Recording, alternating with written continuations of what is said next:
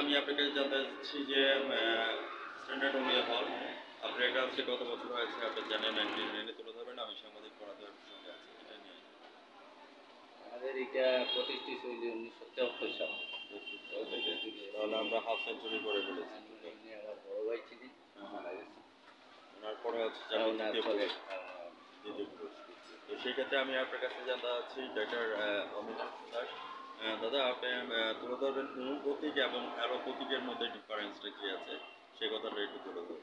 Homeopathic আর অ্যালোপ্যাথিকের মধ্যে পার্থক্য এটাই, অ্যালোপ্যাথি বলল যে কোনো রোগের নামে চিকিৎসা, রোগ এই রোগ হয়েছে রোগের চিকিৎসা, আর রোগীর না, আমরা চিকিৎসা করি রোগীর। আমরা কি রোগ আমরা নিজে তার নির্ণয় করি, তার সমস্যাগুলো কী কী। যেমন অ্যালোপ্যাথিকে যেমন গ্যাস্ট্রিক হয়েছে ওই চিকিৎসা, আমরা গ্যাস্ট্রিক বলতে কিছু নাই, আমরা সার্বিকভাবে ওনার কী সমস্যা করি এইদের রোগীকে জিজ্ঞাসা করি, আপনার সার্বিক এইটাই হইল পার্থক্য প্রধান। এরপরে হইল যে কোনো রোগের মানে একেবারে গোড়া থেকে কোনো মূল থেকে তুলিয়া নিয়ে আসে, মূল তার প্রথম শুরু কোথা থেকে।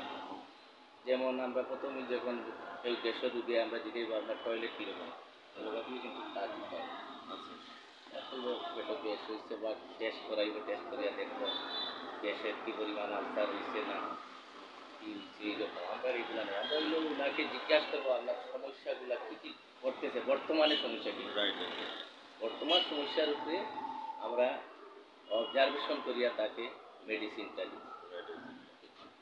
আপনার হাতুড়ে কি কি পেশেন্ট আপনি এই সব ধরনের চিকিৎসা করি, মানে পুরাতন পেশেন্ট করি। যেমন ক্যান্সার যে রোগটা এটা হইলো আসলে আমরা করছি বলতো না নাই, কিন্তু এগুলা যেমন হয়তো 2-3 বছর 4 বছর বাঁচানো যায়, কিন্তু মানে সুস্থ করা যায় এটা 5 বছর। ক্যান্সারের রোগী তো তাই দ্বিতীয় পর্যায়ে বা তৃতীয় পর্যায়ে ডাক্তারের কাছে, প্রথম স্টেজে তো কেউ আসে না, ধরাও পড়ে, আসলে না ধরা পড়লে এগুলাই হবে। এইগুলা করছি চিকিৎসা। আমাদের এখানে বেশিরভাগ চিকিৎসা হইল মহিলা এবং বাচ্চারা আসে এখানে।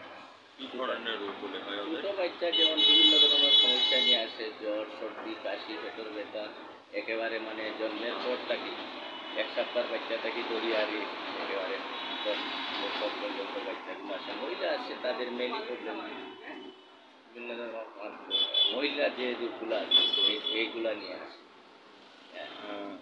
অমিনাংশ দাদা আমি আপনার কাছে একটু জানতে চাচ্ছি মহামান্য আদালত এখন কিন্তু আপনার ডাক্তার না লিখে চিকিৎসক ব্যক্তিগত রয়েছে, তার এই প্রতিচ্ছবিটা নিয়ে একটু কথা বলবেন। এটা তো আবার ইয়ে হইতে না, এটা সংসদে এখনো পাসিং অবস্থা রয়েছে, এটা এখন স্টে অর্ডার রয়েছে, এখনো কিন্তু আপনার পুরোপুরি কার্যকরিতা হয় নাই, এই ব্যাপারটা নিয়ে আপনি একটু কথা বলবেন। তো মনে করেন এখন ডাক্তার আর চিকিৎসকের মধ্যে তো তফাৎ কিছু না। ডাক্তার তো মনে করেন যারা আছে এমবিবিএস করে আসছে, এফসিবিএস করে আছে, ওদের জন্য হচ্ছে ডাক্তার, ঠিক আছে। আপনাদেরকে চিকিৎসকের জন্য যে ইয়েটা দিয়েছে এটাই আপনাদের এফিডেভিট করে আপনাদের এর মধ্যে রেখে দেওয়া হয়েছে এবং স্টেপ অর্ডার করে দেওয়া হয়েছে। আচ্ছা যাই হোক এনিও সেই ক্ষেত্রে আমি আপনাকে ধন্যবাদ জ্ঞাপন করছি আমার চ্যানেল 99 এবং জাতীয় পত্রিকা দৈনিক আজকে আলোকিত সকাল আপনার সঙ্গে থাকার জন্য।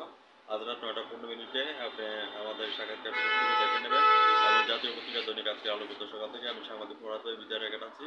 দাদা ভালো থাকেন, সুস্থ থাকেন, নমস্কার।